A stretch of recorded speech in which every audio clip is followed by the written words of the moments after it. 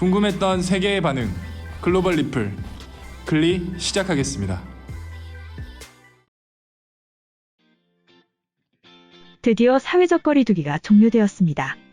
코로나 대응을 위해 3월 22일부터 시작했던 사회적 거리두기가 5일 기준으로 종료가 되었는데요. 이번 사회적 거리두기를 거치면서 국내 코로나 1일 신규 확진자 수는 3월 중순 100여 명에서 4월 하순 이후 약 9명 정도 수준으로 급감했습니다. 현재 외국의 심각한 상황들을 견줘볼 때 사회적 거리두기를 통해 우리 모두 다 같이 이뤄낸 성과라고 할 수 있는데요. 하지만 완벽히 확진자 수가 없어진 것은 아니기 때문에 6일부터는 생활 속 거리두기 대응을 시작한다고 합니다.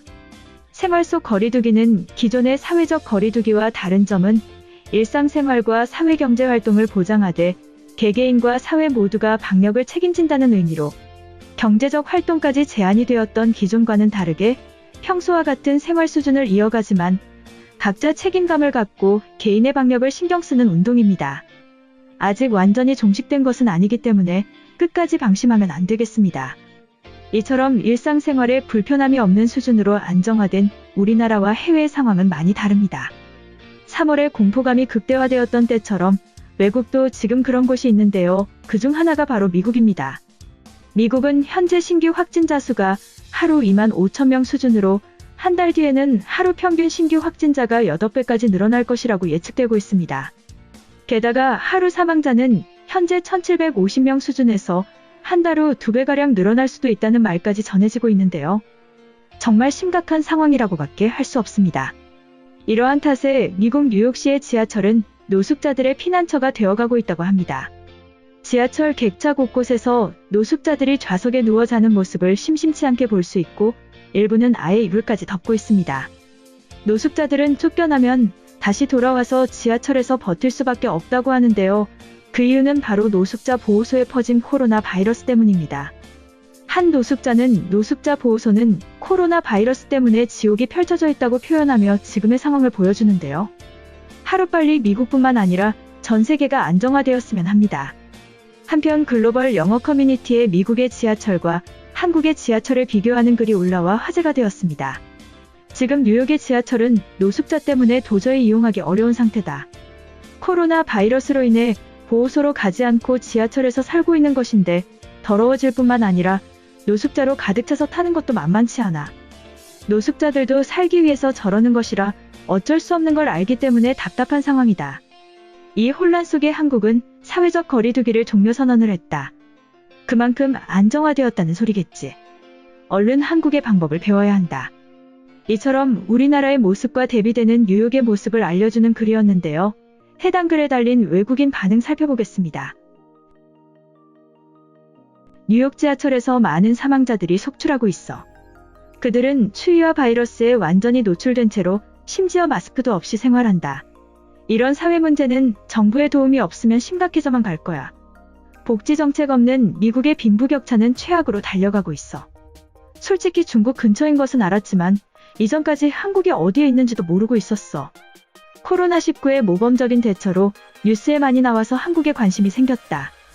그들의 사진 속에는 깔끔하고 세련된 시설과 서로 믿고 의지하는 사람들이 있었어. 저런 식이면 출퇴근길에 많은 사람들이 공간이 부족해질 것이다. 청결과 의료에 문제가 있겠지만 저들이 지낼 공간을 만들어줘야 해. 아니면 결코 바이러스의 확산을 줄이지 못할 것이다. 한국의 지하철은 세계적인 수준이다. 아시아에서 발전된 국가들은 이미 유럽과 미국을 뛰어넘은 곳들이 많아. 교육 수준의 문제인 것 같은데 많은 미국인들은 다른 나라와 다른 사람에 대해 관심이 없다. 스스로가 옳고 우월하다고 생각하지. 작년까지 뉴욕에서 직장을 다니다가 런던으로 이사왔어. 런던의 지하철도 시설이 낙후되어 있지만 뉴욕에는 노숙자들의 수가 늘어나는 것 같았어.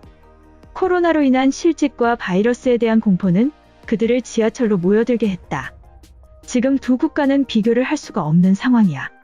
한국은 최악의 환경을 돌파한 모범적인 국가이고 지금의 미국은 바이러스의 진앙지 수준이야. 결국 이번 사태는 돈으로 바이러스를 통제할 수 없고 사람들의 판단과 시민의식이 그들을 구한다는 것을 증명했다. 한 달 전부터 나는 뉴욕에서 지하철은 타지 않아. 확실히 실업이 대폭 늘어나면서 노숙자들이 쏟아지고 있는 것이 느껴진다. 사망자와 노숙자들로 미국은 세계전쟁급의 위기를 직면하고 있어. 나도 언제 일자리를 잃게 될지 모른다. 외교적인 언쟁이나 겉으로 보이는 경제정책은 바이러스를 막지 못해. 이것은 외면할 수 없는 미국의 본 모습이고 해결하지 않으면 모두에게 손해를 줄 거야. 미국 대통령은 올바른 선택을 해야 하는데 트럼프에게 어떠한 기대도 할 수가 없다. 뉴욕의 노숙자 보호시설이 훨씬 더 취약한 상태라고 해. 취약계층이 한 곳에 모여 바이러스가 양산되는 곳에서 도망친 것이다. 그들을 욕할 수는 없고 돈이 넘쳐나는 대통령이 기본적인 위생과 방역 물품을 해결해 주길 바란다. 미국이 세계 최고 부자 국가인 것이 맞는지 모르겠어. 이번 영상은 여기까지고요. 제 영상이 도움이 되셨거나 세계 속 반응 더 보고 싶다 하시는 분들은 구독과 좋아요, 알람 설정까지 부탁드립니다.